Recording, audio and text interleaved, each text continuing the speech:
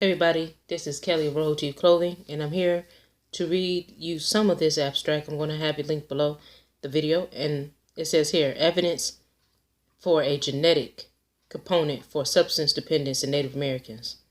And it was published in the year of 2013 in the month of February 1st. Now it says here, although tribes differ with regard to the use of alcohol and drugs, substance dependence is one of the most important sources of health problems facing Native Americans, although substance dependence has shown a substantially heritable component, 50% of the risk resulting from genetic influences. In the general population, fewer studies have investigated the role of genetics and the risk for substance dependence in Native Americans. Associated with substance dependence phenotypes in Native Americans include OPRM1, CRN1, COMT, GABRA2, MAOA, and HTR3-B.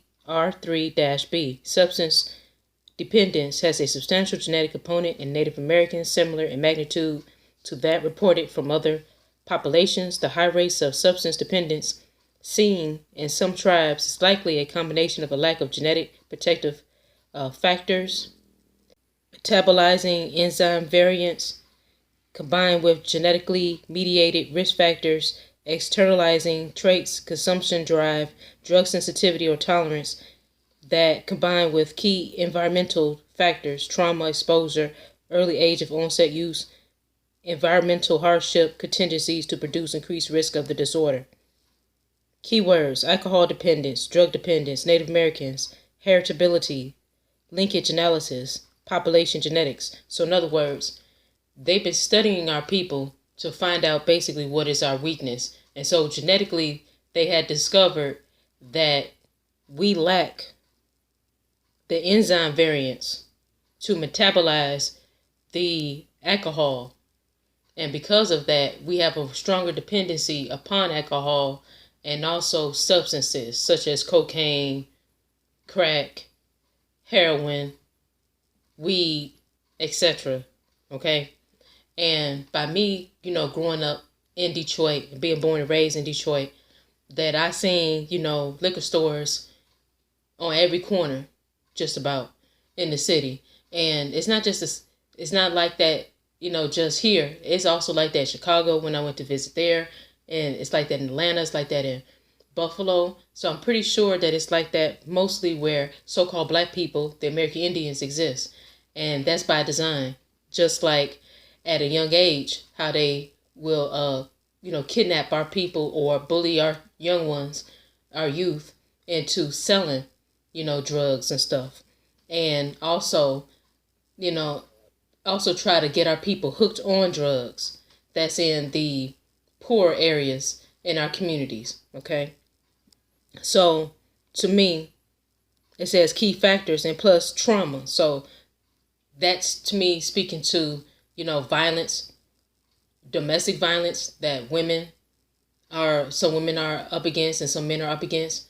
And then also, violence towards each other by, being gangbangers and also, drug pushers as well. Okay. So that will, be a trauma that will aid to our people, using drugs or alcohol at a younger age, more so than other people.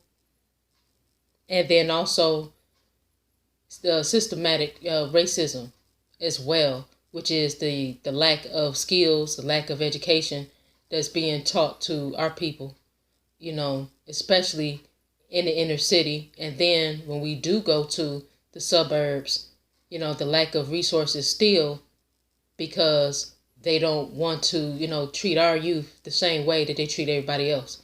Okay, so, all these different things, and plus also redlining when it comes to our people when they want to move to certain areas in the United States, and also prejudice when it comes to, credit, as well as, police brutality.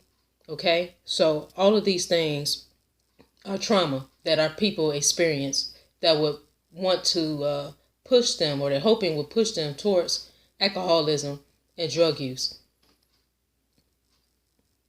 So tell me, what do you think, Have you ever heard about this before?